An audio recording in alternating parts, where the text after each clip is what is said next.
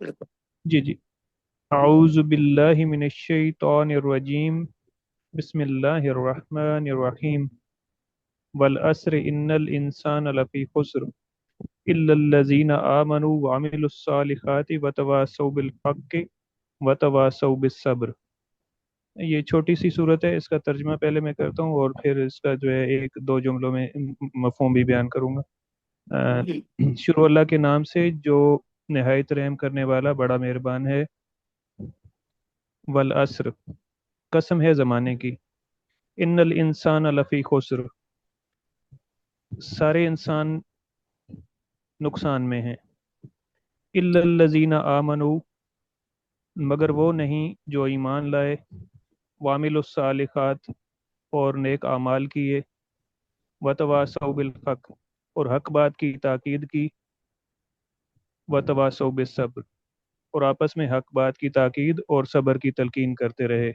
इसका मफहूम सिंपल ये है कि दो तीन आयत में अल्लाह ताला ने इंसानी ज़िंदगी और आखिरत का जो तस्वुर है वो हमें पेश कर दिया है कि अगर आप अल्लाह ताला के रास्ते पे नहीं चलेंगे तो आपको नुकसान से कोई नहीं बचा सकता। सब के सब इंसान नुकसान में हैं। तो पहले अल्लाह ताला ने ये कसम उठा के, ज़माने की कसम उठा के फरमाया कि सारे के सारे इंसान नुकसान में हैं। कोई इस गलतफहमी में ना रहे कि किसी का कोई फ़ायदा हो जाएगा। तो फ़ायदा किन लोगों का होगा? जिनमें चार खसूसियात होंगी। जो ईमान वाले होंगे, पहली खसूसियत ये होगी। दूसरा, वो नेक अमाल करते होंगे, दूसरी खसूसियत ये है। तीसरी ये है कि आपस में हक बात की ताकीद करें, कि सच बात को आपस में फैलाएं, बुराइयों से रोकें, सच बात को फैलाएं। और तीसरा, जब इस रास्ते पे चलने में हमें मुश्किलात पेश आएं तो एक दूसरे को सब्र की तलकीन करें, एक दूसरे का हौसला बढ़ाएं, कि ताकि वो सारे इस्तकामत इख्तियार करें और मरते दम तक इस रास्ते को ना छोड़ें। तो ये मैडम। जज़ाकल्लाह खैरन कसीरा। बिल्कुल, ये सूरत इस मुबारका में सबसे बड़ी बात ये है कि ये पूरा मफहूम ज़िंदगी एक मुसलमान की बता देता है। यानी अगर इसको आपने लोगो बनाना है ना अपनी ज़िंदगी का, क्योंकि लोगो आपकी पहचान होता है ना, किसी भी कंपनी की पहचान जैसे एक लोगो होता है, इसी तरह मुसलमान की माशरती और वो ज़िंदगी जो गुजारता है, वो दुनिया में जो दुनिया में लोगों को नज़र आती है, वो इन तमाम खुसूसियात पर यानी उसका ये एक समझ लो एक करिकुलम है। और अगर ये समझ में आ जाए तो इससे खूबसूरत बात कुछ हो ही नहीं सकती। जज़ाकल्लाह खैरन कसीरा। अच्छी बात करना, अच्छी बात पहुँचाना, और जो बात ना हो पाए उस पे सब्र करना, तवक्कुल करना, और आगे बढ़ जाना, और पीछे मुड़ के नहीं देखना, बस अपने आप को बेहतर करते रहना। यही मुसलमान की ज़िंदगी है। और अमर बिल मारूफ पे सारी उम्र खुद भी और दूसरों को भी उसकी तलकीन करना है, और उसके तरीके सीखना है कि ये माशरती जो इस्लाह है वो किस लेवल पर कहाँ तक की जा सकती है। तो आउज़ु बिल्लाहि मिनश शैतानिर रजीम, we can have the first slide please.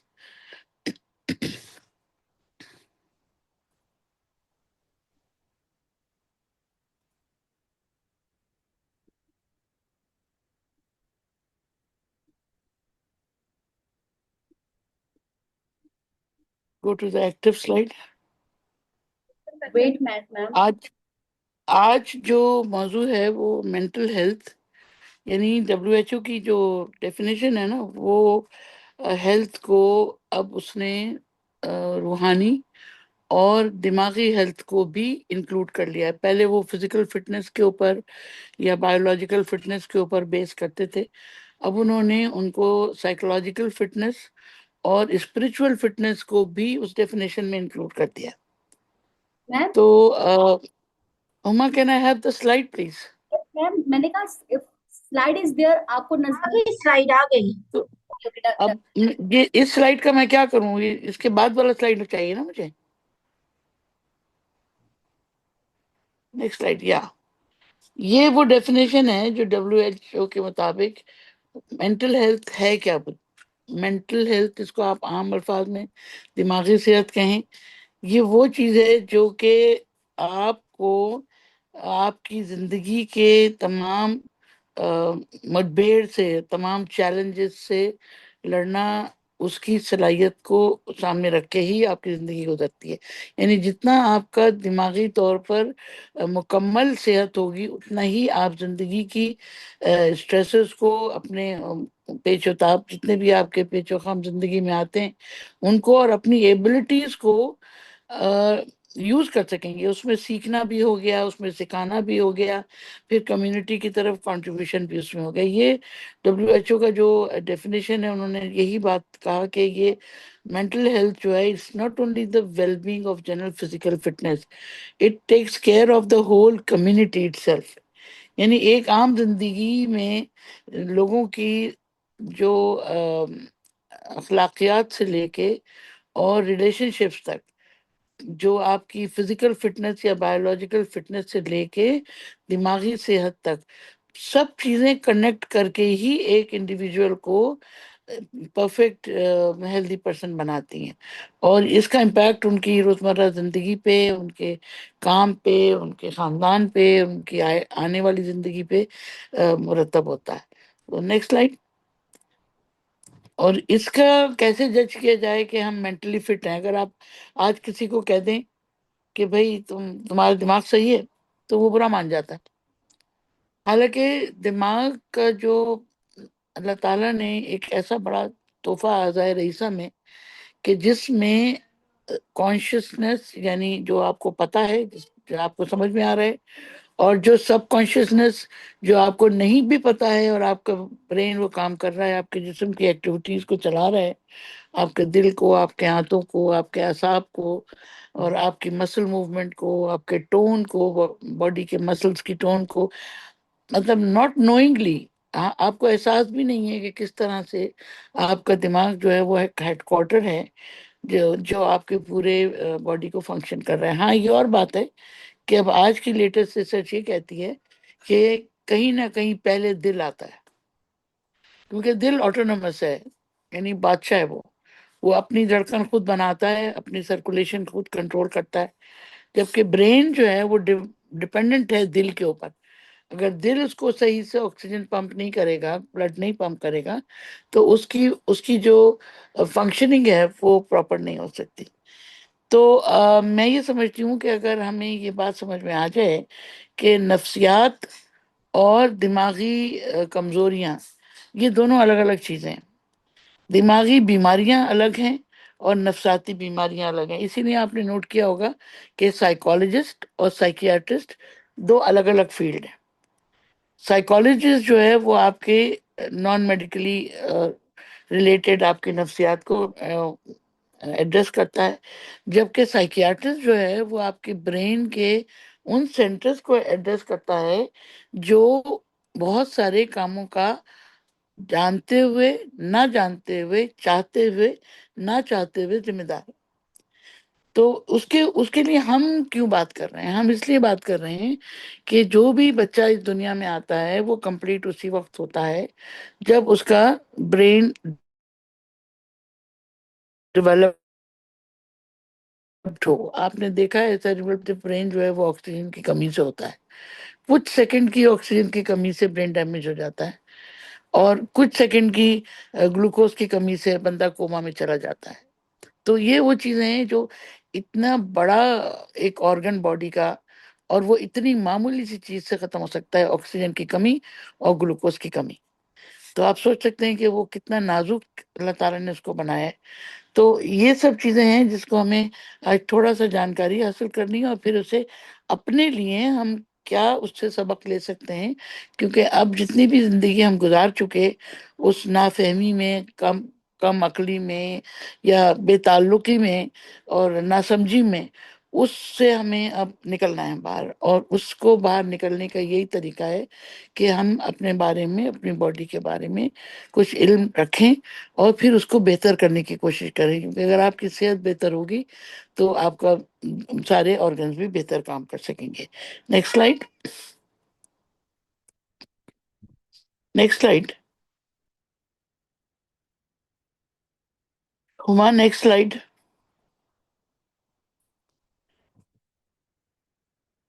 Huma, are you there?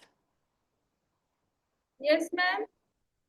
Can I have the next slide please? Ma'am, मैंने नेक्स्ट स्लाइड, 2 स्लाइड्स और आगे कर। नहीं बेटा, अभी तक सिर्फ वो ट्रेड इज मेंटल हेल्थ लगा हुआ है सिर्फ। कोई और बता सकता है कि स्लाइड उनकी चेंज हुई है कि नहीं? नहीं, मेरे पास नहीं चेंज हुई बच्चे। प्लीज प्लीज रिफ्रेश कर दें, अप डाउन करके चेक कर लें।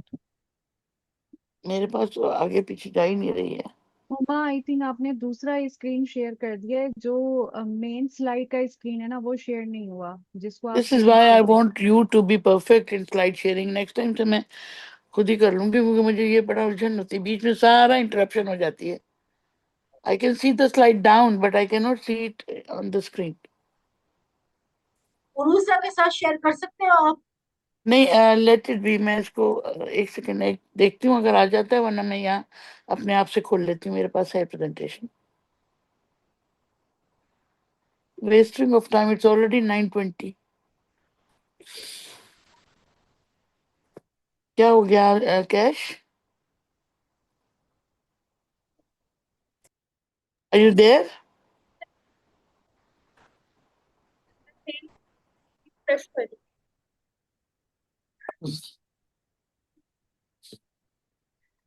अच्छा, मेरा ख्याल है कि मैं इसको अपने पास खोल लेती हूँ। मुझे स्लाइड्स की जरूरत नहीं रहेगी आपके पास से, आप लोग फिर बगैर स्लाइड के मेरी बात सुनते रहिएगा। Minute.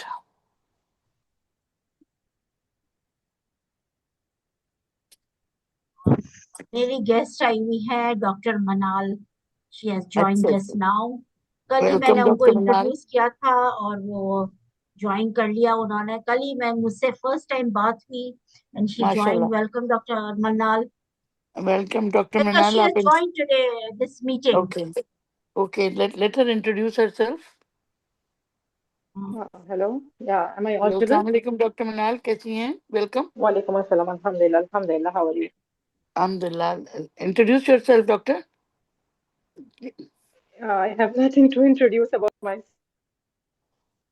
You are here in Saudi? because yes. Okay, nice of you to join. We are discussing a very important topic today. और इसका सब चीज़ों का ताल्लुक बेसिकली पूरी बॉडी के जो बायोलॉजिकल फंक्शंस हैं उसके लिए भी मेंटल स्टेट का सही होना, साइकोलॉजिकल स्टेट का सही होना बहुत ज़रूरी है।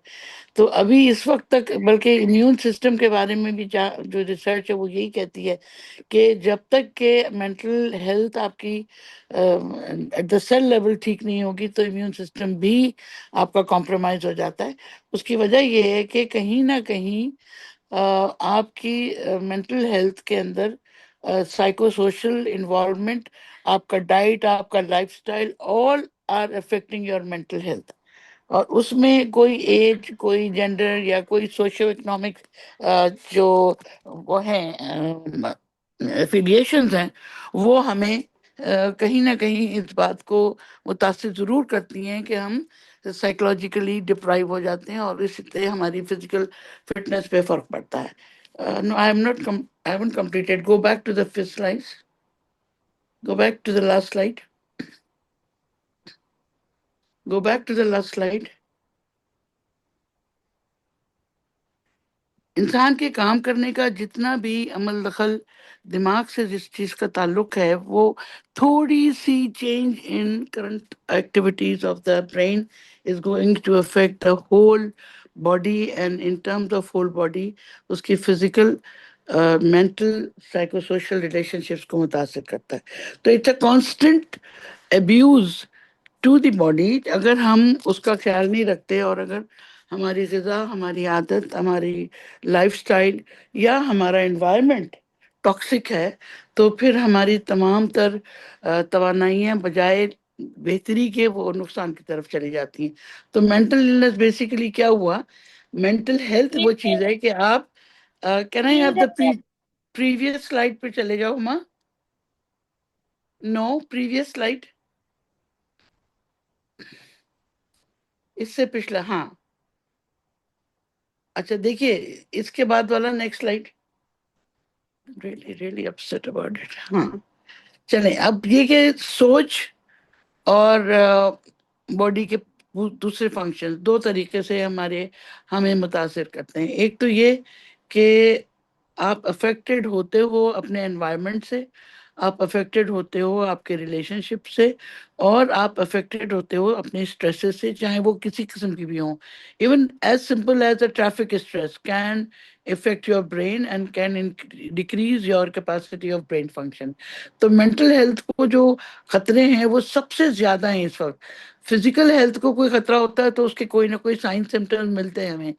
मैदे की कोई खराबी है तो उसके साइंस मिल जाएंगे, ब्लड की कोई कमी बेशी है तो उसके साइंस मिल जाएंगे। लेकिन मेंटल हेल्थ की कुछ एलिमेंट्स ऐसे हैं कि जो जब तक अपनी स्टेज पर नहीं पहुंचते उस वक्त तक इंसान अपने आप को बीमार समझता ही नहीं। वो उसको इसी तरह लेता रहेगा कि भाई ये अभी ठीक हो जाएगा, नींद नहीं आ रही है कोई मसला नहीं है, मैं गलत सोच रहा हूँ कोई मसला नहीं है, मैं एग्रेसिव हो रहा हूँ कोई मसला नहीं है, या मैं भूल जा रहा हूँ कोई बात नहीं है, उम्र का तकाजा है। ये सब चीज़ें बहाने कर करके हम अपनी मेंटल हेल्थ को और भी डिक्लाइन कर जाते हैं। तो चाहे वो आपकी पैदाइश से पहले माँ की मेंटल हेल्थ हो, या पैदाइश के बाद आपकी ग़िज़ाई किल्लत की वजह से आपकी ब्रेन की कैपेसिटीज को वो कांस्टेंट बढ़ावा नहीं मिलता, वो constant improvement in cell function नहीं मिलता, तो भी बहुत सारे बच्चे जो हैं डिफिकल्ट पर्सनालिटीज का शिकार हो जाते हैं। Next slide. तो इसका क्या मतलब हुआ कि हमारी एजुकेशन, हमारी स्किल, हमारी एम्प्लॉयमेंट, हमारे रिश्ते, हमारी बातचीत और हमारी ये जो नशोनुमा है वो भी हमारे एक दूसरे का साथ है। यानी वो ब्रेन की डेवलपमेंट हो या वो बॉडी की डेवलपमेंट हो, एक दूसरे के बगैर इनकम्प्लीट है। वरना लोग कहते हैं ना, आप देखते हैं जब पेशेंट कोमा में चला जाता है या मेंटल डेथ हो जाती है या कार्डियक कॉम्प्रोमाइज हो जाता है या स्ट्रोक हो जाता है, तो हम कहते हैं ना कि ये तो बंदा वेजिटेबल है, ये तो कुछ खुद सोच ही नहीं सकता, कर ही नहीं सकता, इसको तो आपको कराना पड़ता है। तो इसलिए जिंदगी के लिए दिमाग और दिमाग के लिए जिंदगी एक विशिष्ट सर्कल है, और उस विशिष्ट सर्कल को समझना और उसको बरकरार रखना, उसके लिए अपनी हमारी क्या जिम्मेदारी है बतौर इंसान के, कि हम अपने उस जिस्म की जितनी देखभाल कर सकते हैं जिसका हमें जवाब भी देना है और जिससे हमारी मौजूदा जिंदगी भी मुतासिर होती है। Next slide. अब परेशान होना या टॉर्चर फील करना या डिप्रेस हो जाना या जिंदगी के चैलेंजेस को फेस करने की सलाहियत ना रखना और उससे फरार इख्तियार करते हुए खुदा ना खास्ता किसी एडिक्शन में चले जाना, ये तमाम चीज़ें अर्ली स्टार्ट ऑफ एक prolonged damage to the brain and psyche है। और उसके लिए जो कॉर्नर जो आपका सिग्नल है ना, वो आपका वो लो कंट्रोल है, वो आपका लो रेजिस्टेंस है टुवर्ड्स एनी टॉक्सिक स्टिमुलस जो आपके ब्रेन को डैमेज करना शुरू कर देता है, कॉन्शियसली या सबकॉन्शियसली, चाहे वो आवाज ही क्यों ना हो। अगर एक आदमी जोर से बोल रहा है तो एक वक्त आएगा कि वो ऊंचा सुनेगा भी। इसी तरह एक आदमी ऊंचा सुन रहा है तो वो बोलेगा भी जोर से। तो आप ये देखिए कि ये, हालांकि उसको और बोलने का प्रॉब्लम नहीं है, वो हल्के भी बोल सकता है, लेकिन चूंकि वो ऊंचा सुनता है इसलिए वो ये समझ रहा है कि लोगों को कम सुनाई दे रहा होगा, मुझे ऊंचा बोलना चाहिए। तो ये एक इतना इंटरवोवन इंटरकनेक्टेड केबल सिस्टम अल्लाह का है कि जिसके बगैर उंगली की हरकत से लेके आपकी ग्रोथ, आपकी डेवलपमेंट, आपकी फर्टिलिटी, आपका मीनोपॉज, आपकी डेथ, सब उस इस माइनर करंट के ऊपर डिपेंड करती हैं जो आपके ब्रेन के सेल्स जो न्यूरॉन कहलाते हैं उनके परसिस्टेंस ऑफ राइट एक्टिविटी पर डिपेंडेंट है। Next slide. तो अब हमें क्या करना है, अब हमें ये समझना है कि हमारे मेंटल हेल्थ को जो इन्फ्लुएंस कर रही हैं जो चीज़ें, जिनमें बायोलॉजिकल इफेक्ट्स हैं, जिनमें हमारी फिजिकल डिसऑर्डर्स हो गए, हमारी बीमारियां हो गई, हमारे बचपन की याददाश्त, इवन ये कि कोई एक छोटा बच्चा, जो आजकल हम देख रहे हैं ना कितना स्ट्रेसफुल माहौल है, जंग का माहौल है, एक एक माशरती मुसीबतें आई हुई हैं, तो एक बच्चा जो इस माहौल में परवरिश पाता है ना, वो बच्चा जिस तरीके से अपनी जहनी कैफियत को लेके चलेगा वो उस बच्चे से कहीं वर्ष होगी जो एक खुशहाल माशरे के अंदर, बेफिक्र माशरे के अंदर परवरिश पाता है। ये छोटी छोटी सी चीजें, छोटी छोटी सी ख्वाहिशात, छोटी छोटी सी फिक्रें उसकी पर्सनालिटी डिसऑर्डर को बढ़ा देती हैं या पनपने देती हैं। तो उसके लिए हमें इन सफरिंग्स को रिकग्नाइज करना एट एन अर्ली स्टेज, उनका सद्भाव करना और उसको रोकना। सद्भाव करने के लिए तो आपके पास साइकोलॉजिस्ट मौजूद हैं, साइकियाट्रिस्ट मौजूद हैं, न्यूरोलॉजिस्ट मौजूद हैं, आपके अपने बुजुर्ग मौजूद हैं जो अपने तजर्बे से, अपनी चीज़ों से आप लोगों को परवरिश करते हैं और आपको, आपकी शख्सियतों को बेहतर करते हैं। लेकिन किसी गलत चीज़ को प्रिवेंट करना है तो फिर मेरी वही बात कि वो माँ के पेट से शुरू होती है। वही बात है ना कि एक अच्छी माँ दो, मैं तुम्हें एक अच्छा बच्चा, अच्छी कौम दूंगा, कायदे आजम की। इसी तरह एक आने वाला बच्चा दुनिया में वो अपनी माँ से जो नशोनुमा लेता है, वो सबसे पहली चीज जो आपने सुना होगा, फॉलिक एसिड। फॉलिक एसिड की कमी जो सबसे पहली चीज जो आपके जिस्म में बनती है ना, वो आपका दिल का धड़कना। सबसे पहले दिल बनता है, एक ट्यूब। फिर उसके गिर्द जो अल्लाह ताला ने हड्डियां दी, गोश्त दिया और वो आसाब दिए जो उसके काम को चलाते हैं। तो वो तमाम चीजें अगर वहां पर fundamentally at the grass root level अगर न्यूट्रिशनल डिफिशियंसीज हो जाएं, जिनके अंदर B1, B6, B12 और प्रोटीन्स, या वो इसेंशियल अमाइनो एसिड्स और एसेंशियल फैटी एसिड्स जो हमारे ब्रेन की कनेक्टिविटी के लिए, ब्रेन के एक्शंस के लिए जरूरी हैं, वो हम में से किसी को पता भी नहीं है सिवाय डॉक्टर्स के। तो हम जानना भी नहीं चाहते, लेकिन हम अपने दिमागी सेहत को बरकरार रखना चाहते हैं ताकि हमारी आने वाली नस्लें भी बेहतर हो सके। तो कहने का मकसद ये हुआ कि जो लोग मेंटल हेल्थ के प्रॉब्लम्स का शिकार हैं, वो सिर्फ अपने लिए प्रॉब्लम नहीं है, वो उनके फैमिली के लिए, उनके आने वाले दिनों के लिए और उनकी आने वाली जनरेशन के लिए एक बहुत बड़ा मसला है। तो ये it's a very big problem. और अब दुनिया में WHO, यूनिसेफ, ये सब लोग बाकायदा मेंटल हेल्थ पे बहुत बड़े बड़े वर्कशॉप हो रहे हैं। नौउम्र बच्चों को से लेके और प्रेग्नेंट लेडीज तक और बुजुर्गों तक उनकी बाकायदा ट्रेनिंग्स हो रही हैं ताकि उनको ये बताया जा सके कि उम्र के किस हिस्से में आपके ब्रेन को क्या डिफिशियंसीज हो सकती हैं, किससे आप उससे कैसे बच सकते हैं। Next slide. अब देखिए, कहीं ना कहीं हमारे ब्रेन के डेवलपमेंट का ताल्लुक हमारी जेनेटिक्स से भी है।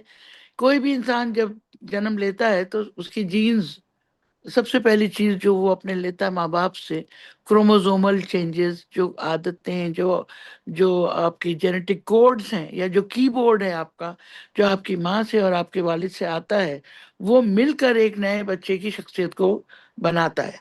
अगर वहां पर कोई प्रॉब्लम है, अगर किसी फैमिली में शिजोफ्रेनिया या ड्यूअल पर्सनालिटी, डिप्रेशन या इन्वेजिव पर्सनालिटीज हैं, या आपके कोई बाइपोलर, जो भी बहुत सारी बीमारियां हैं नफसियाती, वो उस क्रोमोसोम में आ गई हैं, तो वो क्रोमोसोम होल्डिंग पर्सनालिटी अपने आने वाली नस्लों को वो गिफ्ट कर देगी और उसको रोका जा सकता है।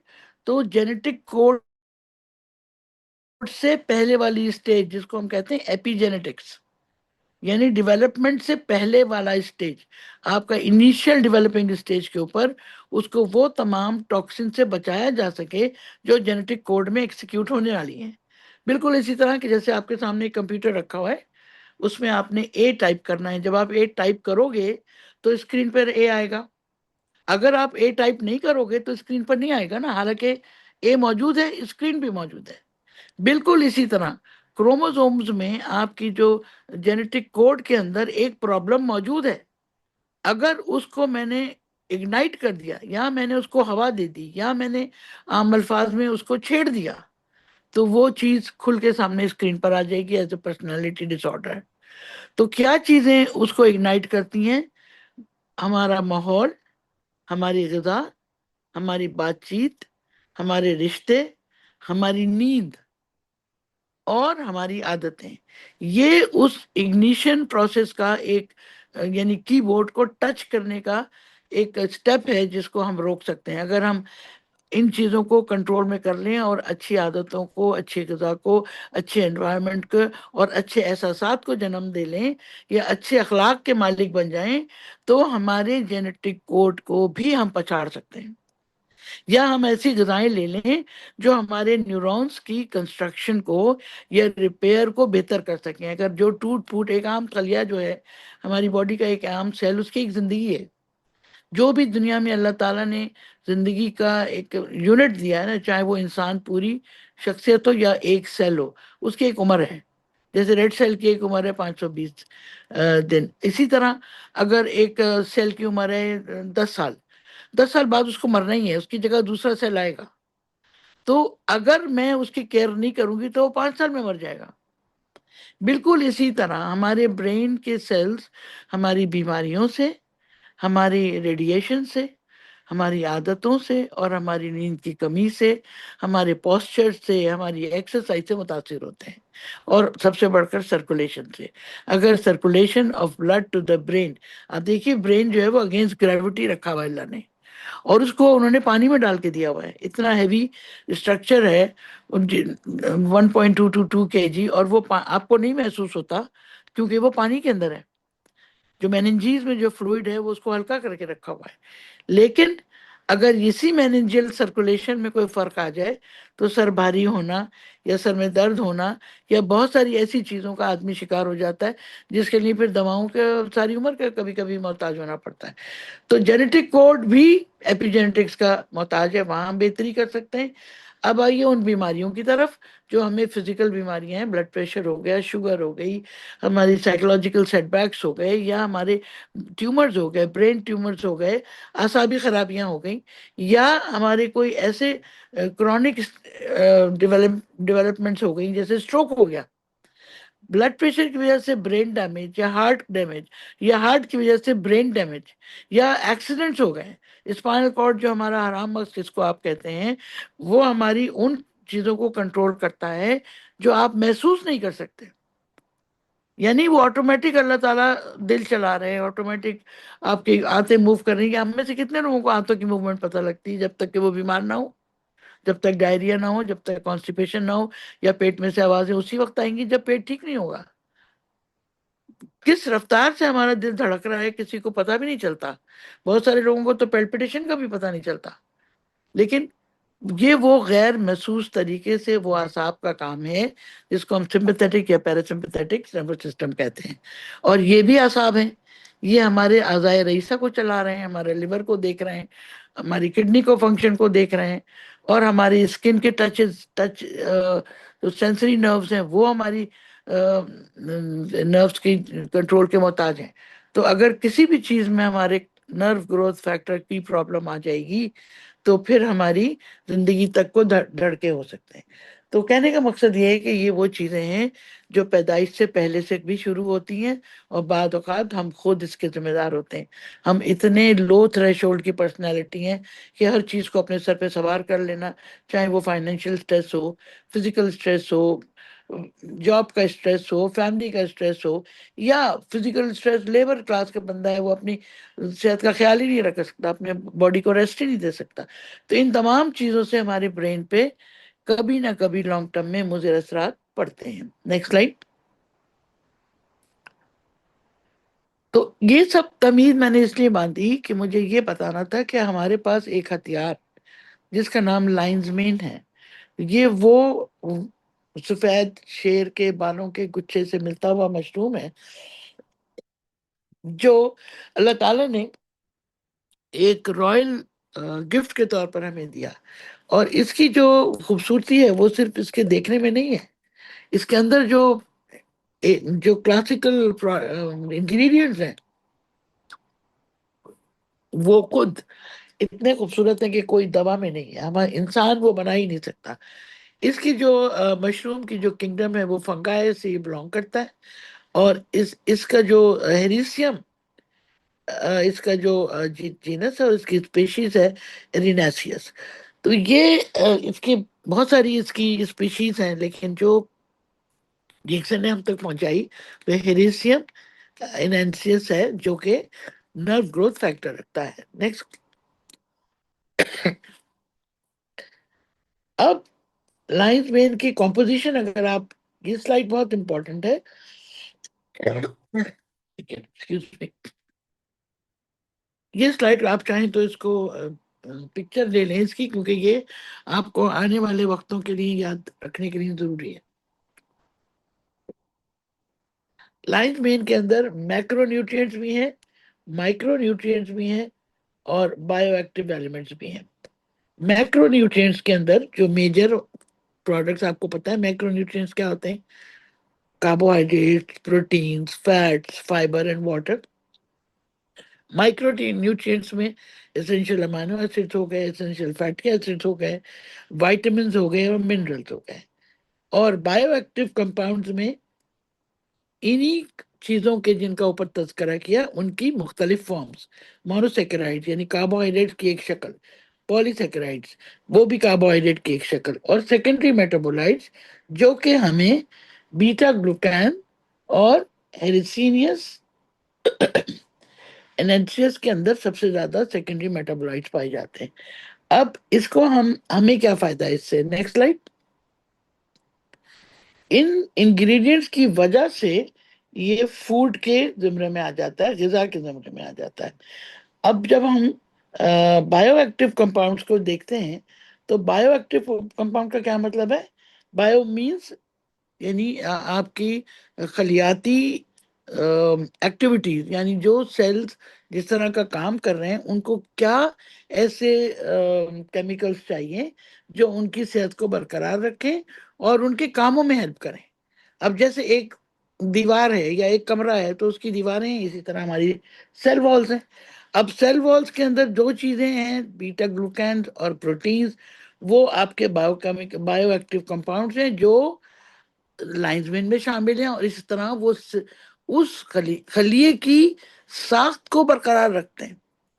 क्योंकि वो प्रोटीन है और क्योंकि वो उसकी शेप को देने के में हेल्प करते हैं, इसलिए उसको, उसकी दीवार को बनाने में हेल्प करते हैं। लेकिन अगर आप उसको डिटेल से जब पढ़ेंगे तो आपको ये पता लगता है कि इसकी जो केमिकल कन्फिग्रेशन है वो प्राइमरी और सेकेंडरी मेटाबोलाइट्स के अंदर है। यानी वो बारीक अज्जा जो सेल की इंटेग्रिटी को, सेल की सेहत को और सेल डेथ को, तीनों को फेस करते हैं। अब हमारे पास लाइंस वेन के अंदर ये सेकेंडरी मेटाबोलाइट जो हमारी तरफ अल्लाह ताला ने दिए, उनमें ट्राइटर्पीन्स जो आपके जेनोडर्मा में भी शामिल है, एरिसिनियस और इरानिसिन्स, ये वो सेकेंडरी मेटाबोलाइट्स हैं जो डायरेक्टली नर्व के ऊपर इंपॉर्टेंस रखते हैं। फिनोलिक कंपाउंड्स यानी वो फिनॉल कंटेनिंग केमिकल्स जो कि मेटाबॉलिकली आपको मदद करते हैं आपकी एक्टिविटीज में। और इसके साथ साथ सेकेंड कहाँ चला गया,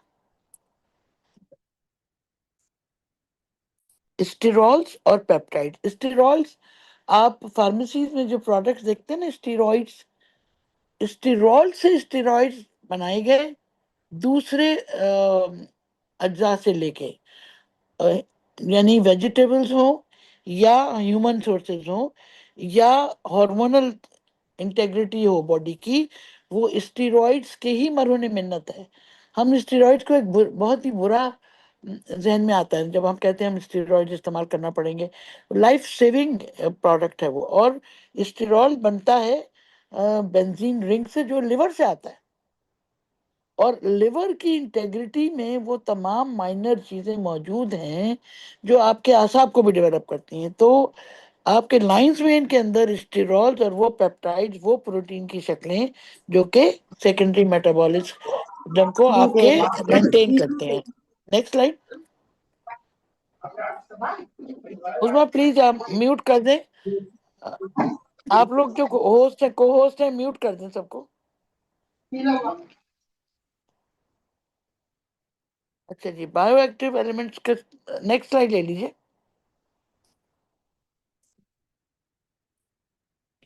तो लाइनमैन की इतनी डिटेल बताने का मकसद सिर्फ ये है कि आप किसी को भी बता सकें कि हमारा लाइन्समैन कितना कीमती मशरूम है। अब एक खातून थी जिन्होंने नोबेल प्राइज भी लिया, और उन्होंने, उनका नाम था रीटा लीवी मॉन्टालिसिनी, इन्होंने 1950 में नर्व ग्रोथ फैक्टर की शनाख्त की कि हमारी बॉडी एक न्यूरोपेप्टाइड के मरहून मिन्नत है, जिस जो एक ग्रोथ फैक्टर है जिसका काम डेवलपमेंट, सर्वाइवल, अपकीपिंग या टारगेट न्यूरॉन्स, वो बरकी कुमकुमे जो आपके ब्रेन में है, उनको जिंदा रखने के लिए जो चीज चाहिए उसको हम कहते हैं नर्व ग्रोथ फैक्टर। और ये इसकी जो सेरा जाता है, वो रीटा को जाता है कि उन्होंने 1950 में ये शनाख्त कर लिया था कि हमारे जिस्म को जिंदा रहने के लिए या हमारे दिल को धड़कने के लिए आसाब की जरूरत है, और आसाब को जिंदा रखने के लिए नर्व ग्रोथ फैक्टर की जरूरत है। Next slide. तो नर्व ग्रोथ फैक्टर क्या होता है भाई? प्रोटीन होता है, उसके अंदर 118 amino acids, molecular weight 26,949। Sources कहाँ कहाँ मिलता है ये आपको? न्यूरॉन्स के अंदर मिलता है, आपकी जो सफेद खलिए हैं जो कि फौज है आपकी शुरता, उनमें मिलता है।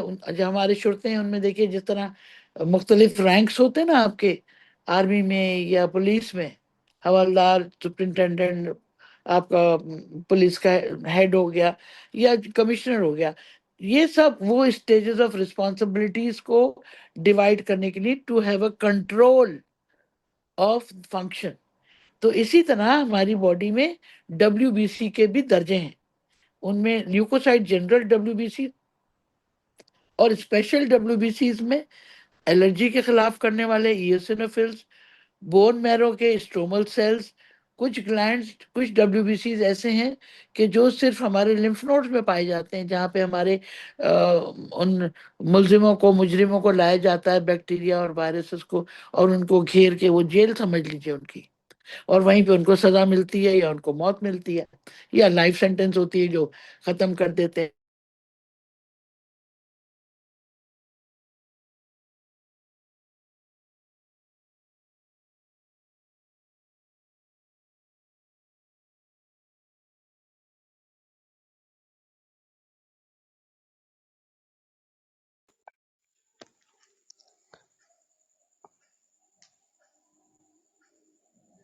अस्सलाम वालेकुम। डॉक्टर आसमा मुनीर का म्यूट हो गया जूम, आवाज अभी नहीं आ रही। अब ठीक है?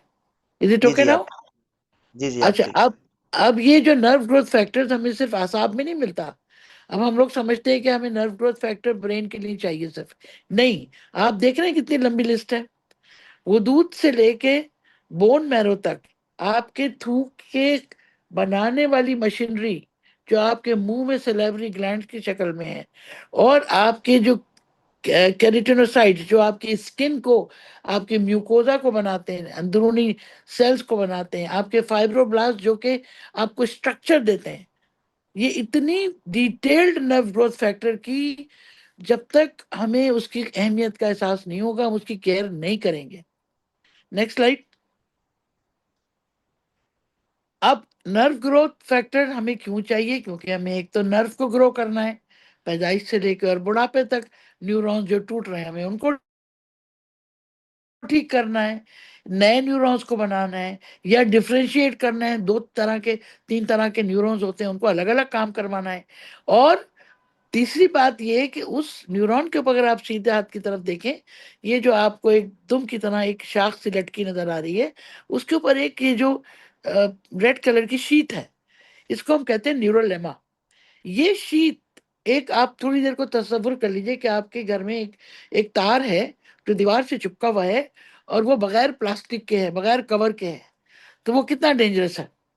इसी तरह अगर किसी भी नर्व के एक्सॉन जो उसके बीच में जा रहा है, नंगा तार, उसके ऊपर ये कवर नहीं होगा तो वो अननेसेसरी करंट देगा, कभी कम कभी ज्यादा, और जल्दी खत्म हो जाएगा। यहाँ तक के एक्टिव मसल्स को बहुत ज्यादा, जैसे आप देखते हो पार्किंसोनिज्म हो गया, हिलते रहेंगे या झटके लगते रहेंगे, आपने फिट्स देखे हैं लोगों को, तो वही ये न्यूरोनल डैमेज है जो इन तमाम बीमारियों को जन्म लेता है। अब इनके और भी काम क्या है? इनका काम मैसेज भी देना है। जैसे अब आपके पास इंटरनेट आ गया, रेडिएशन के थ्रू मैसेज जा रहा है। अब मैंने अपनी उंगली को, 1 सेकंड को सोच लीजिए कि मैंने एक गर्म चीज पे रखा, मेरी आंख ने तो नहीं फैसला किया था कि ये चूल्हा जल रहा है और इसके ऊपर मुझे हाथ नहीं रखना चाहिए, लेकिन मेरी उंगली के सेंसर ने मेरे इन आसाब के जरिए मेरे ब्रेन सेल्स को, हेडक्वार्टर को उन्होंने खबर दी कि भाई कुछ चीज गर्म है। उसने फौरन यहाँ के लोकल सेल्स को हुक्म दिया, हाथ पीछे करो। चाहे मैं होश में हूं चाहे मैं बेहोश हूं, depending upon my depth of unconsciousness, इसी को चेक करने के लिए भी हम इस तरह करते हैं। जैसे फर्ज करने कोई बेहोश है, तो आप उसको कैसे ये समझेंगे कि ये बेहोश है या नींद में है? आप उसकी ऐसी जगह पे प्रेशर देंगे जहां से उसको पेन का सेंस हो। कान की ये जो लोब्यूल होता है, या आंख के ऊपर बोन को आप दबाते हैं, आपने देखा होगा लोगों को होश में लाने के लिए ये किया जाता है। ये प्रेशर पॉइंट जो पेन के पॉइंट्स हैं, जब ये पेन का सेंसर जाता है तो आप अनकॉन्शियसली भी रिएक्ट करते हैं। आप बेहोश भी हैं और डीप बेहोशी में, कोमा में नहीं है, तो आप, जैसे मैं पैर का अंगूठे का आप सुई लगाऊं और कोई नीम बेहोशी की हालत में है तो वो अपना पैर खींच लेगा। तो ये आसाब का कंट्रोल एक कुदरत का इतना बहुत बड़ा मौजा है ये हमारे लिए, कि ये कहते हैं ना साइनेप्सिस, जहाँ पर एक नर्व दूसरे नर्व सेल से मिल रहा है या वहाँ पर कुछ हार्मोन सीक्रेट होते हैं, इस तरह से वो कंडक्शन ऑफ इंफॉर्मेशन, यानी एक जगह से दूसरी जगह वो इंफॉर्मेशन कन्वे होती है। और इसी इसी को हम न्यूट्रोपिक्स कहते हैं या नर्व की फंक्शनल स्टेट कहते हैं। NGF, नर्व ग्रोथ फैक्टर, उम्र के साथ कम होता है, और इसीलिए हर गुजरते हुए लम्हे के साथ, हर गुजरती हुई उम्र के साथ हमारे लिए लायंस मेन का लेना नागुजीर है। और अगर हमें अपने आसाब को बचाना है अल्जाइमर से, स्ट्रेस से, डिप्रेशन से, आसाबी तनाव से, आंतों के प्रॉब्लम से, स्किन के प्रॉब्लम से, और मूवमेंट के इश्यूज से, आर्थराइटिस के पेन की रिकग्निशन के इश्यूज से, तो हमें लाइंस में इनका इस्तेमाल करना चाहिए। Next slide. अब ये प्रोटेक्ट कैसे करता है? अगर हम कह रहे हैं ना कि याददाश्त भी तो ब्रेन का एक फंक्शन है ना, वो भी करंट्स के थ्रू होता है, तो लाइंसमैन कैसे हमें प्रोटेक्ट करता है? हम बता चुके कि एरिसीनियस और एरिनेसियस दो कंपाउंड हैं जो कि ब्रेन सेल के फंक्शन को, उसके फॉर्मेशन को पोटेंशिएट करते हैं। 2000 ट्रायल्स के एक स्टडी आई और उसने कहा कि अगर हमने ब्रेन सेल्स की फॉर्मेशन को बरकरार रखा तो हम अल्जाइमर्स को बचा सकते हैं। और उसमें हम 1 ग्राम मशरूम कॉग्निटिव फंक्शंस को मेंटेन करने के लिए अगर लाइंस मेन को 35 और 40 साल की उम्र से इस्तेमाल करना शुरू कर दें, तो हमारी खवातीन जिनको ज़्यादा अल्जाइमर्स होता है, और हमारे वो हजरात जिनकी फैमिली में स्ट्रोक, हार्ट, डायबिटीज़ और ब्लड प्रेशर है, उनको हम बचत कर सकते हैं। Next slide. ये तो हो गई याददाश्त की कमी के लिए। अब आइए डिप्रेशन और एंजाइटी, यानी इज़्तिराब और बेचैनी और खौफ। ये अव्वल तो हमारे यहाँ उर्दू में अल्हम्दुलिल्लाह डिप्रेशन का कोई लफ्ज ही नहीं है। इज़्तिराब कुछ लोग कहते हैं, लेकिन इज़्तिराब कंप्लीटली डिफाइन नहीं करता। डिप्रेशन एक एक ऐसा मर्ज है अब तो, कि जो आपको सुसाइडल अटेम्प्ट तक ले जाता है। और एंजाइटी या परेशानी या बेचैनी, आपकी आसाबी बेचैनी जो है वो शुरू होती है और फिर वो जिस्मानी बेचैनी में कन्वर्ट हो जाती है। यानी 1/3 लोग इस वक्त इवन डेवलप्ड कंट्रीज में भी कहीं ना कहीं इन दो चीजों का शिकार हैं। अगर उनकी सेहत अच्छी है, उनको पैसे भी मिल रहे हैं, उनको माहौल भी अच्छा है, मौसम भी अच्छा है, जॉब भी अच्छी है, उसके बावजूद उनके अंदर कोई ना कोई बेचैनी है, उनके अंदर कोई ना कोई खौफ है, जिसकी वजह से वो इन दो बीमारियों में मुब्तला हो जाते हैं। एक किसी ने पूछा था, ऑस्ट्रेलियन ने, मैं ये बार बार कोट करती हूँ हमेशा, कि ऑस्ट्रेलिया में जब डॉक्टर लिम ने इंजेक्शन को इंट्रोड्यूस कराया, आज से कोई 20 साल पहले, बल्कि उससे भी पहले, तो उनसे लोगों ने बड़ा रेजिस्ट किया। उन्होंने कहा क्यों भाई, हम तो बिल्कुल फिट है, हमारी गवर्नमेंट हमारा ख्याल करती है, हमारी ग़िज़ा बिल्कुल हाइजेनिक है, हमारी सेहत बिल्कुल हाइजेनिक है, और हमारी फिजिकल फिटनेस के लिए हम लोग एक्सरसाइज करते हैं, हमारे बच्चे जो है सेहत के बारे में जानते हैं, हमारे पास तालीम का इतना आला मेयार है कि हम अपनी बॉडी के बारे में जानते हैं, तो हमें ज़रूरत ही नहीं है रिएक्शन की। तो डॉक्टर लिम ने कहा आज का अखबार उठा के लेके आओ। अखबार लेके आए तो पहले ही सफ़े पे 3 ऐसे वाकयात थे जिनमें सुइसाइडल अटेम्प्ट्स थी, टीनेजर्स की, यंगस्टर्स की, जो शराब पी के एक कुछ गाड़ी चला रहे थे और वो सुसाइड करने जा रहे थे। कुछ लोग पानी में कूद के कुछ सुसाइड करने जा रहे थे। तो उन्होंने कहा ये क्या है, क्या ये बीमारी नहीं है? तो जिस्मानी बीमारी ना होना का ये मतलब नहीं कि हम ज़हनी तौर पर भी बीमार नहीं हैं। तो ये वो छोटी छोटी सी जो खतरे हैं ना, जो वो साइलेंट बुलेट्स, मैं तो कहती हूँ कि ये ड्रोन्स हैं जो किसी वक्त भी फट सकते हैं अगर दिमाग का कोई भी एक न्यूरॉन काम करना छोड़ दे, किसी भी वजह से, सर्कुलेशन की कमी, शुगर की ज्यादती, ब्लड प्रेशर की ऊंच नीच, कोलेस्ट्रॉल की ज्यादती, या चोट, या एक्सीडेंट। तो उसमें खून जमा हो गया ब्रेन में, वो हिस्सा जहाँ पे खून जमा है उसने काम करना छोड़ दिया, जो हिस्सा उस बॉडी को वो कंट्रोल कर रहा था उसने उस हिस्से ने काम करना छोड़ दिया। तो अब अंदाजा लगाइए कि हम किस कदर हमें जिस चीज को अहमियत देनी चाहिए और हम कितने लापरवाह हैं। यानी अभी जो फैक्टर्स हमें छोटे से इन्फ्लेमेशन से लेकर और कैंसर तक कहीं ना कहीं हमारे जिस्म के साथ साथ हमारे ब्रेन को भी और हमारी साइकोलॉजी को भी मुतासर करना है। और इसीलिए हमें ब्रेन को रीजनरेट करना, रिपेयर करना, और जो हमारे हिपोकैम्पस एक जगह है ब्रेन में जो कि हमारी साइकोलॉजिकल हार्मोन्स को सीक्रेट करती है और जो हमारी शख्सियत के ऊपर असर पड़ता है, तो उनको उनके फंक्शंस को एनहांस करने के लिए, सिम्टम्स डिप्रेशन और एंजाइटी के बचाने के लिए हमें अलाइनमेंट की जरूरत है। Next slide. अब speeds up healing process of nervous system. अब ये तो हो गया जो जनरल बात होगी।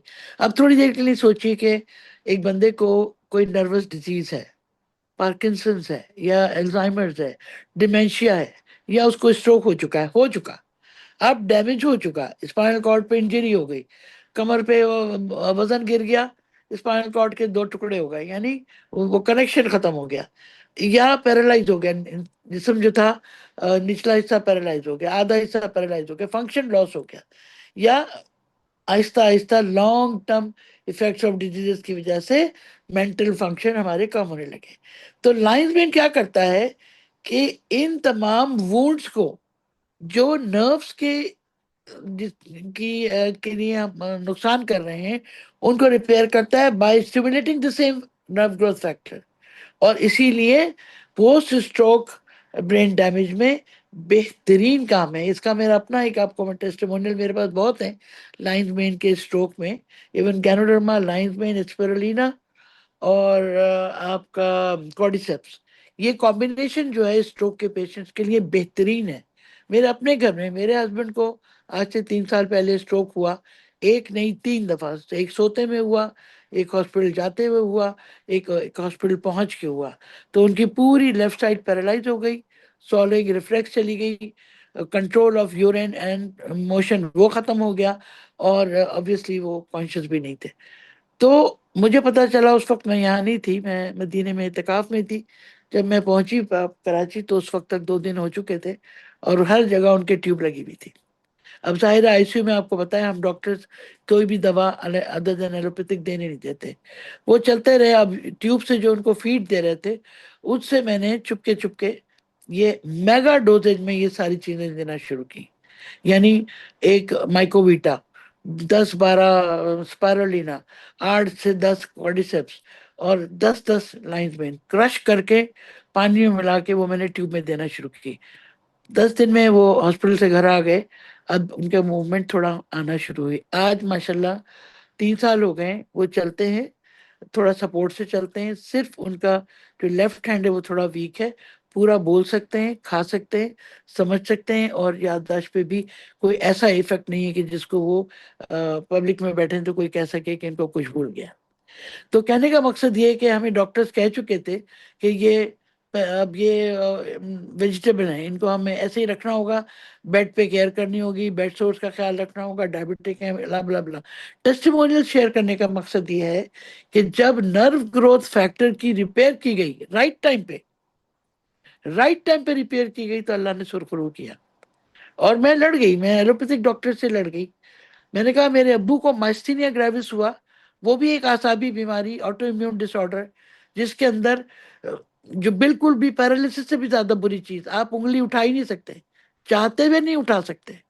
इसलिए नहीं कि वो खुदा ना खास्ता आपको ब्रेन डैमेज है, इसलिए कि आपके अंदर एक ऑटो इम्यून डिसऑर्डर है जो करंट को पास नहीं होने दे रहा।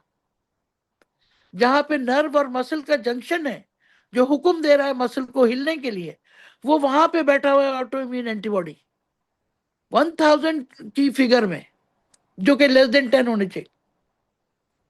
अब तमाम डॉक्टर्स खान के और कराची के जो बड़े बड़े डॉक्टर्स, नामवर डॉक्टर्स, और मेरे बहुत डॉक्टर, अब मुझे बुलाया गया बहरीन से कि बस अब विल लिखवा लो, अब कि बस एक्टिविटी बिल्कुल खत्म हो गई, जबड़ा लटक गया, जुबान बाहर निकल पड़ी, कंधे झुक गए, सर एक तरफ लटक गया, ये पूरे मसल्स में उनके ऑटोइम्यून डिसऑर्डर का इफेक्ट हो गया। डॉक्टर्स ने मेगा डोज में स्टीरॉइड शुरू की, वो उधर वो देते रहे, मैं 50-50 लाइंस में 20-20 स्पायरुलिना और 10-10 कॉर्डिसेप्स, और जो ऋषि पाउडर की छोटी वाली बॉटल 22 ग्राम की उस वक्त वहां आती थी कराची में, उसको 2 दिन में खत्म करती थी। और विद इन 15 डेज अल्हम्दुलिल्लाह अब्बू वॉक करके डॉक्टर के पास गए और डॉक्टर अपनी कुर्सी से खड़ा हो गया कि डॉक्टर साहब आपके मरीजों की दुआ लग गई आपको।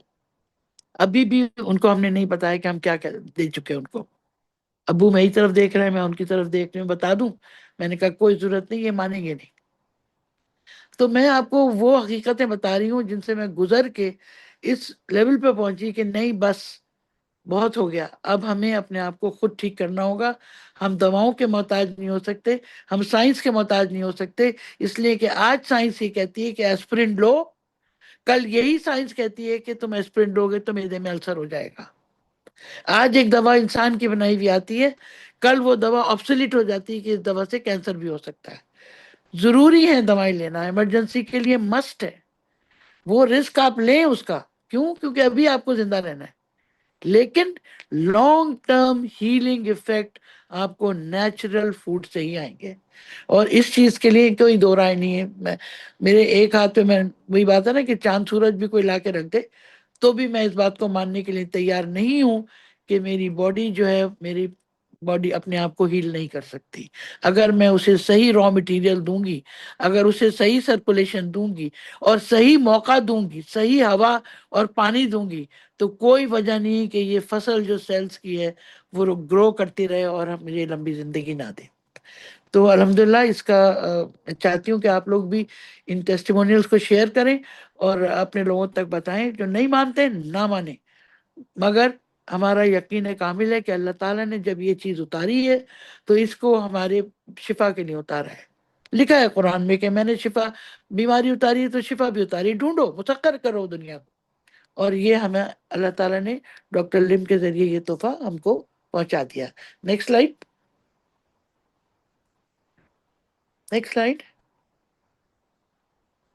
हाँ, अब आंतों की हम बात कर रहे थे। देखिए मैंने आपसे कहा ना कि हमारा हर ऑर्गन इस इलेक्ट्रिक करंट का मोहताज है। अब आंतें जो हैं या हमारे दिल की जो आसाब हैं, वो वहीं पे वहां बैठ, एक है ऐसे नोट जो पंप कर रहा है और उसमें हमें खून अंदर आ रहा है और बाहर जा रहा है, अंदर आ रहा है और बाहर जा रहा है। ये एक मुनज्जम हरकत जो है दिल की, वो वजह सिर्फ उसकी जब है जब ऐसे नोट सही काम कर रही है, सही वक्त पे पीक पे जा रही है, सही वक्त पे नीचे आ रही है। तो इसी तरह ये दिल का फंक्शन पॉसिबल है। आंतों के लिए भी, अगर आंतों की मूवमेंट हमारी सही नहीं है और एक जगह स्टेगनेंट हो गया तो कॉन्स्टिपेशन हो जाएगा। अगर ज्यादा मूवमेंट हो गई तो डायरिया हो जाएगा। अगर तेजाब जो, अगेन नर्व ग्रोथ फैक्टर की वजह से जो हमारी आंतों में तेजाबियत निकलती है, जो हमारे अज्जा निकलते हैं जो हजम करते हैं, गॉल ब्लैडर से लेकर लिवर तक, पेनक्रियास से लेके हमारे दूसरे एक्सोजिनस ग्लैंड तक, जो आंतों में हमारे असाब को कंट्रोल करते हैं, आंतों के फंक्शन को कंट्रोल करते हैं। अगर वो उनको रिस्क होगा, अगर उन आसाब को रिस्क होगा, तो हमारी उन ऑर्गन्स को भी रिस्क हो जाएगा, और कहीं ना कहीं हमारे मेटाबॉलिज्म का भी उसमें कसूर है, क्योंकि फैट मेटाबॉलिज्म इंप्रूव होगा तो हमारा हार्ट फंक्शन इंप्रूव होगा, हमारा इंटेस्टाइनल फंक्शन इंप्रूव होगा, तो जो भी कुछ हम खा रहे हैं, दवा हो या ग़िज़ा हो, वो खून में जाएगी। आंत अगर ठीक नहीं है तो कुछ भी ठीक नहीं है। हुजूर सल्लल्लाहु अलैहि वसल्लम ने पहले ही कह दिया कि मैदा बीमारियों की जड़ है, और आज दुनिया कहती है कि आप प्रोबायोटिक्स इस्तेमाल करो, मैदे को ठीक रखो, आप बीमारी नहीं होगे, क्योंकि जो नॉर्मल बैक्टीरिया उसको भी आप मार देते हैं दवा दे दे के, वो आपको जिंदा रखे हुए, आप उन्हीं को मारने चले। तो ये तमाम चीजें एक दूसरे के साथ एक जिक्सॉ पजल की तरह काम कर रही हैं, जिनमें असाब हो गया, खून हो गया, ऑक्सीजन हो गया, मोटिलिटी हो गई, और आपका फ्लशिंग ऑफ द सेल्स हो गया। तो जब भी कभी कोई रिस्क आता है दिल को या दिमाग को, तो ये एरिसिनोन बी, जो कि लाइंस वेन में शामिल है, वो ब्लड क्लॉटिंग के मैकेनिज्म को, हार्ट अटैक को रिड्यूस करता है, और डेफिनेटली जब हार्ट को रिड्यूस करता है, उसके फंक्शन को बेहतर करता है, तो स्ट्रोक को बचाता है। और इसी के लिए अभी भी बहुत सारी रिसर्च हो रही है, और उस रिसर्च ने इसके बेनिफिट्स को हम तक पहुंचाया है। Next slide.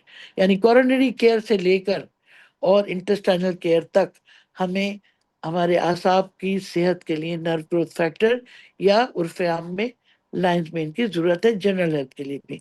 Next slide.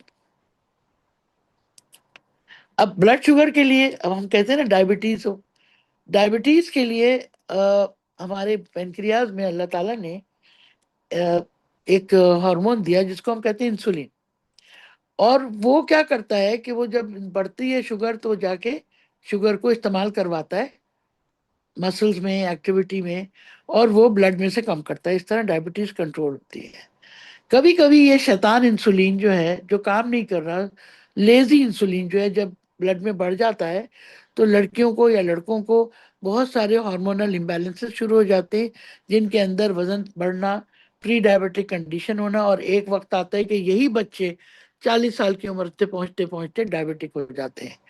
दूसरा जो बड़ा हार्मोन है, जिस आजकल बहुत चर्चा है, वो है ग्लूकागॉन। ग्लूकागॉन भी पेनक्रियास से ही निकलता है। देखें, अल्लाह ताला ने एक चीज के बरखिलाफ फौरन ही दूसरी चीज वहीं से दे दी, ग्लूकागॉन, जो कि आपकी शुगर को यूज करता है, यानी आपको भूख नहीं लगने देता। इस तरह वजन कम करने के लिए आप आज सुनते हैं मोंजैरो आ गया, और इतना GL1 के इंजेक्शन आ गए, जो आजकल लोग वजन घटाने के लिए इस्तेमाल कर रहे हैं, जो कि कहीं ना कहीं आगे जाके पता लगेगा कि कितना नुकसानदेह है।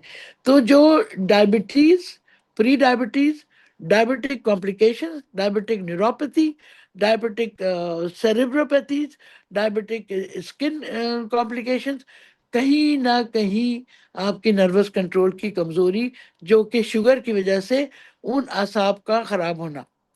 तो अगर हमें डायबिटीज के सिम्टम्स को कंट्रोल करना है, गैंग्रीन से बचना है, तो जहां कॉर्डिसेप्स और गैनोडर्मा जरूरी है, वहां लायंस मेन भी जरूरी है, क्योंकि वो शुगर कंट्रोल करेगा, इंसुलिन के फंक्शन को ठीक करेगा, और मूवमेंट देगा।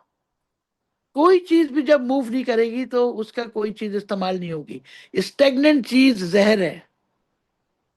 जिंदगी हरकत का नाम है। अगर मसल हरकत नहीं करेगा, तो एक वक्त आएगा कि वो बीमारी की तरफ चला जाएगा, और उस टॉक्सिसिटी से फिर आप कभी कभी रिवर्स भी नहीं कर पाते। तो नर्व डैमेज डायबिटीज में बहुत होता है। इसीलिए डायबिटिक न्यूरोपैथीज में हाथ पैरों का सुन होना, या असाब का बिल्कुल पता ना चलना, और यानी झड़ जाती हैं उंगलियां, पैर की उंगलियां, हाथ की उंगलियां गैंग्रीन होके झड़ जाती हैं, पता नहीं चलता, पेनलेस हो जाती हैं, क्योंकि वहां पे नर्व का कंडक्शन ही नहीं है। तो नर्व पेन हो, हाथों का, पैरों का, या कोई आसाबी तनाव की वजह से हो, सर्कुलेशन डिफेक्ट की वजह से हो, मसल की कैपेबिलिटी ना हो, तो वहां पर भी लाइन मेन ब्यूटिफुल डायबिटीज की सिम्टम्स का और साइंस का मैनेज करता है। Next slide. कैंसर। आप ये देखिए कि डॉक्टर लिम का विजन, डॉक्टर लिम ने, मैं बार बार यही बताती हूँ कि जो पंजा बनाया ना, जो मेजर प्रोडक्ट्स हमें दिए हैं उनमें एक कॉमन चीज ये भी है कि वो सब कैंसर के खिलाफ काम करते हैं। तो जब इस पर रिसर्च हुई तो पता चला कि इसके अंदर वो यूनिक कंपाउंड्स हैं जो कि कैंसर सेल के साथ जब मिक्स होते हैं तो उनको तेजी से मरने पर मजबूर कर देते हैं। इसको देखा गया जब इन्होंने जिगर में या आंतों में या स्टमक के कैंसर में जब लाइंसमैन को दिया, तो उन्होंने देखा, ये 2013 में एक स्टडी हुई कि तकरीबन 70% लगभग जो कोलोनिक कैंसर की स्प्रेड को लाइंसमैन ने रोका। ये बहुत ज्यादा पुरानी रिसर्च नहीं है, 2013। हमारे पास तो 4-5 हजार साल पुराने मशरूम्स हैं, लेकिन स्टडीज ये तकरीबन हमारे पास 50 साल से बहुत तेजी से हो रही है। और अब लोग दिमागी तवाज़ुन से लेके, इंटेलेक्ट से लेके, साइकोलॉजिकल डिस्टर्बेंस से लेके, बीमारियों की आसाबी कमजोरियों से लेके और कैंसर की बचत के लिए भी लाइंसमैन को कहते हैं कि भाई इस्तेमाल में रखो। जो ग़िज़ाएं आपकी टेबल पे नमक और काली मिर्च की तरह जो बोतलें रखी होती हैं, उनमें हमारे ये तीनों प्रोडक्ट्स होने चाहिए, चारों प्रोडक्ट्स। इनफैक्ट पांचों, मोरंजी भी, क्योंकि मोरंजी भी नर्व्स के अंदर बेहतरीन रिपेयर करता है। Next slide. जो हम बार बार बात करते हैं कि बीमारी सूजन से या इन्फ्लेमेशन से शुरू होती है, या ऑक्सीडेटिव स्ट्रेस जिसको आप कहते हैं, वो फ्री रेडिकल्स की प्रॉब्लम।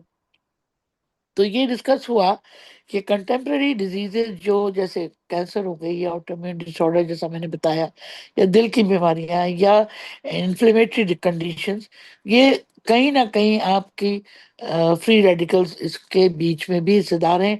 और एंटीऑक्सीडेंट काम जो है, फ्री रेडिकल्स को खत्म करने का काम हमारे तमाम फूड सप्लीमेंट्स में है। तो इस तरह लाइन में भी है।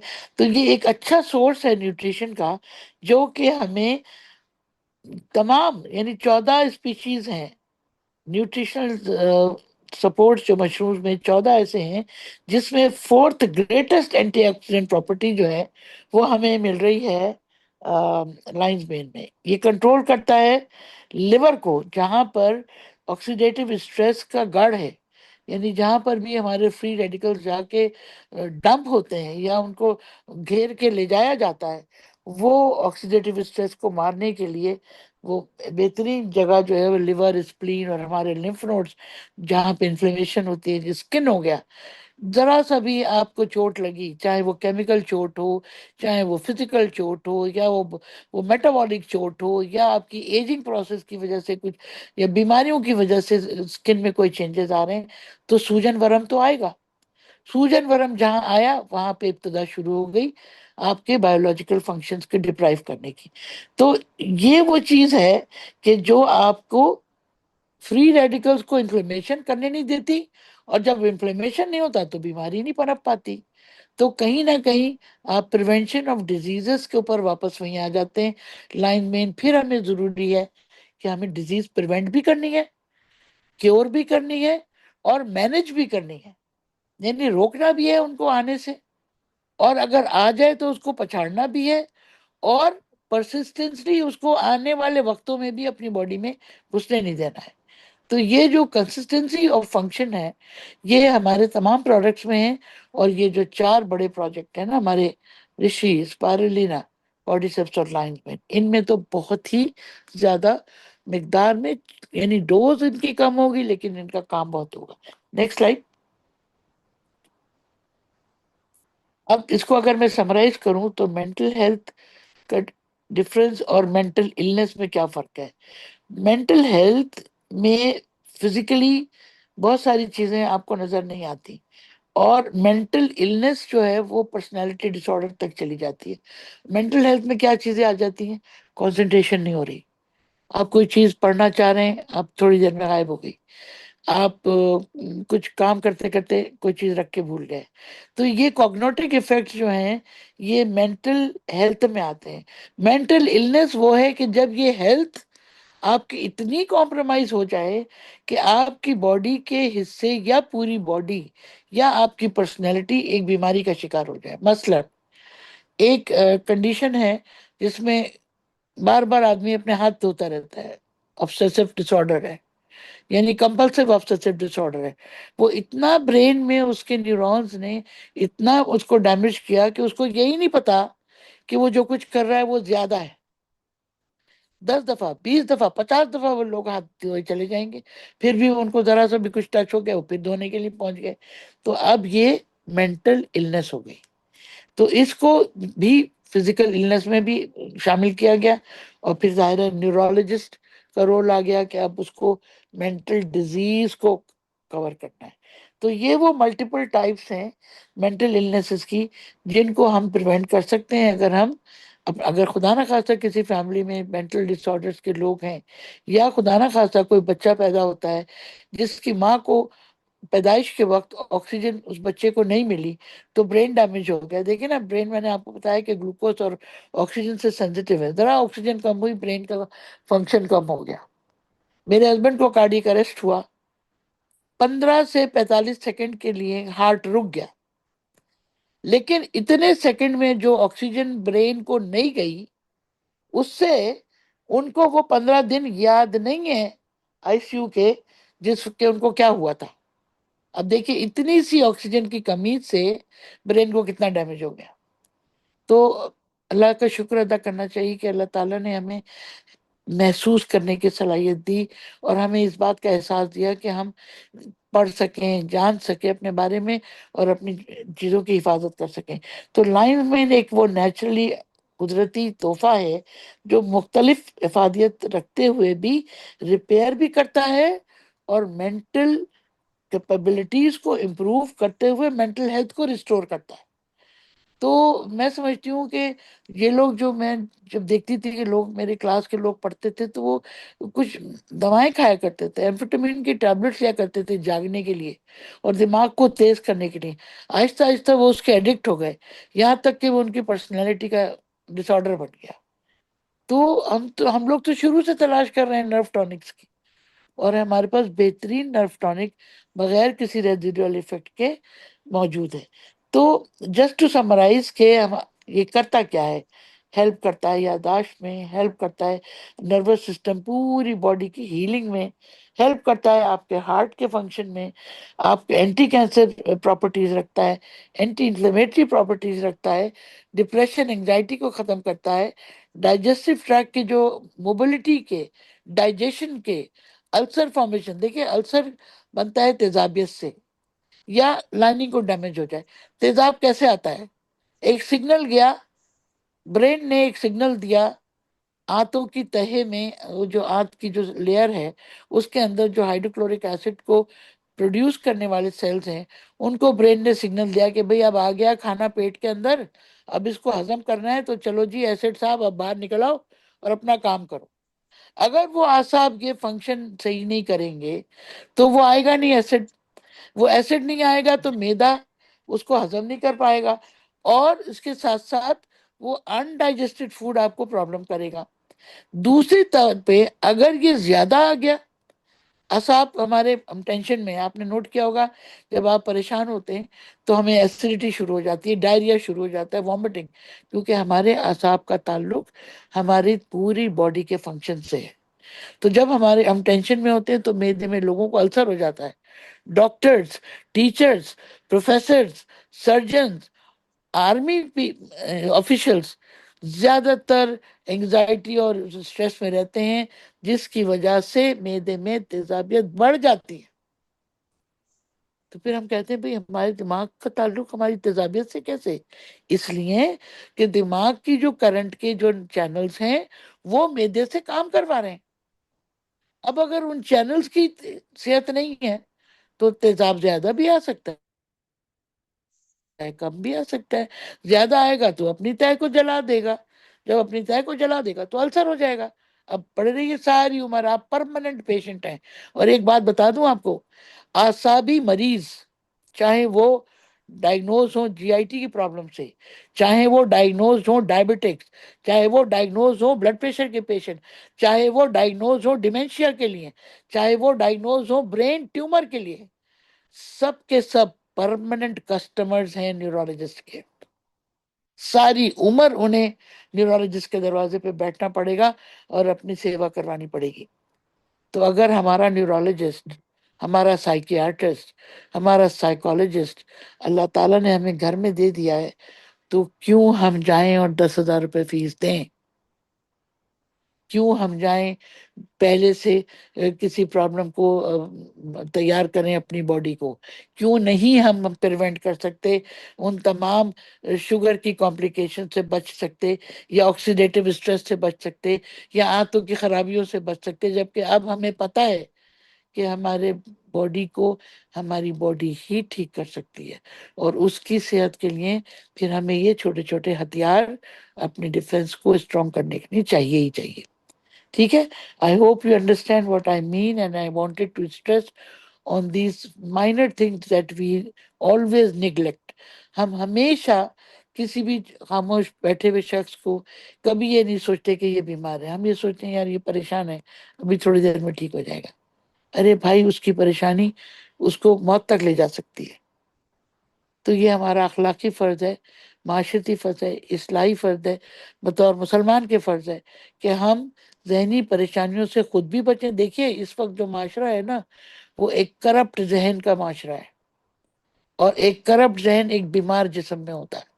तो सबसे ज्यादा ये जो हमारे जितने लोग इस दुनिया को चला रहे हैं ना, उनको दिमागी सेहत की जरूरत है, उनको नफ्सियाती सेहत की जरूरत है, ताकि उस टेररिज्म से वो निकल चुके हैं जिससे को एंजॉय कर रहे हैं वो। और ये असाबी तनाव असाबी मरीज बना रहा है। वो बच्चे जो गजा में आज बैठे हुए, वो बच्चे जो सीरिया में बड़े हो रहे हैं, वो इराक के बच्चे जो रेडिएशन के से निकल के आगे, रेडिएशन की केमिकल्स को लेके हिरोशिमा नागासाकी से निकलने वाली औलादें आज भी उन टॉक्सिन्स का शिकार हैं, और आज भी उन टॉक्सिन से उनकी जनरेशन सफर कर रही है। तो क्या आप और हम जिम्मेदारी नहीं ले सकते कि अपने इर्द गिर्द जो 10-12 लोग हमारे इर्द गिर्द हैं, उनकी जहनी और जिस्मानी नशो नुमा में अपना रोल प्ले कर सकें? आज जब आप सोने जाएं तो ये सोचिएगा कि ये नींद, ये आधी मौत कितनी गनीमत है। कितने लोगों को नींद नहीं आती, कितने लोगों के रिफ्लेक्सेस खत्म है। जैकी उनासिस के शौहर मिस्टर उनासिस दुनिया का अमीर तरीन आदमी, उसको पता ही नहीं कि उसके पास कितनी दौलत है। उसको अल्लाह ताला ने एक चीज की कमी दे दी कि वो अपनी आंख को ब्लिंक नहीं कर सकता था। जब वो तकरीबन 60-70 साल का हो गया, तो उसने अपने वकील को बुलाया और कहा कि जितना भी पैसा है वो सब डॉक्टर्स को दे दो, और उनसे कहो कि ये मेरा रिफ्लेक्स वापस ला दें।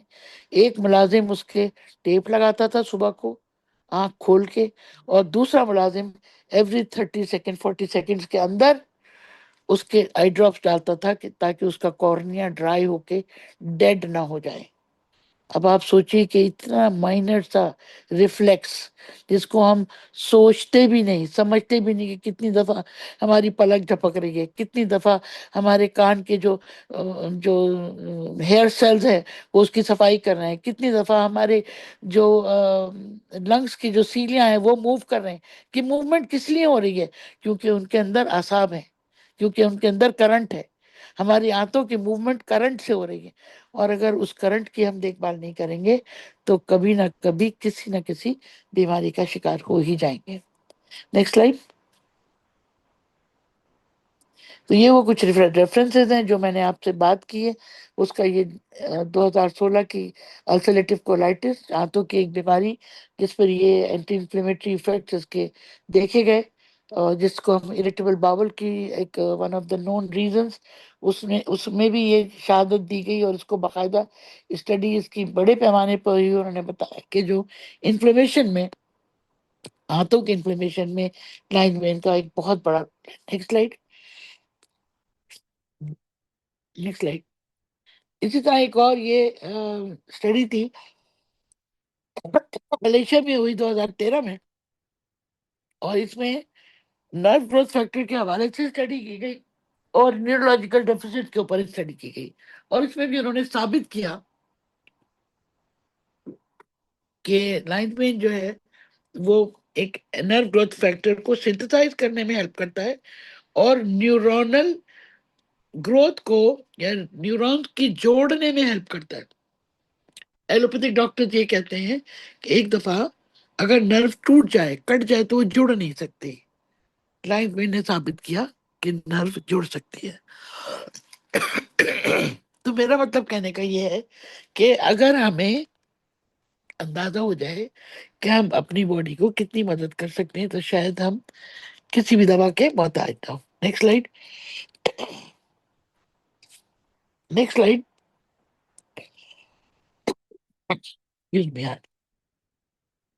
इसी तरह कैंसर सेल्स के खिलाफ भी ये मौजूद है रिसर्च, जो चाहे इसको पढ़ सकते हैं।